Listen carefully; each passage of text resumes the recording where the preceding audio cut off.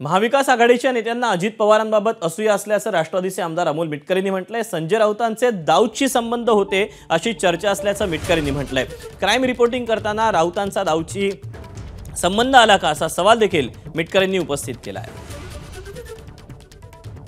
आमदार अमोल मिटकरी, अजितदादांचं दिल्लीला जाणं हे राष्ट्रीय सुरक्षेला धोका असल्याचं म्हटलं। संजय राऊत एक पत्रकार आहेत, अनेक वर्ष त्यांनी क्राईम रिपोर्टिंग सुद्धा केले, म्हणजे गुन्हेगारीची पत्रकारिता। त्यावेळेस त्यांचा दाऊद इब्राहिमशी फार जवळून संबंध आलेला आहे आणि म्हणूनच संजय राऊतांना सौ राऊत आणि एक दाऊद का म्हणतात याच्या मागची खरी पाळंमुळं ही दाऊदच्या आणि संजय राऊतांच्या भेटीत दबलेली आहेत।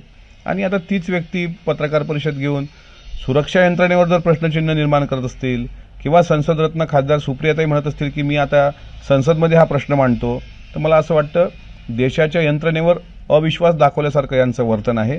एकीकडे संसदमध्ये जाण्यापूर्वी भारतीय संविधानाच्या आनाभाका घ्यायच्या, शपथा घ्यायच्या आणि दुसरीकडे भारतीय संसद प्रणालीवरच प्रश्नचिन्ह निर्माण करायचं, याचा अर्थ तुमच्या दोघांच्याही मनात खोट आहे, पाप आहे। उमेश अरोडे, एबीपी माझा, अकोला। एबीपी माझा, उघडा डोळे बघा नीट।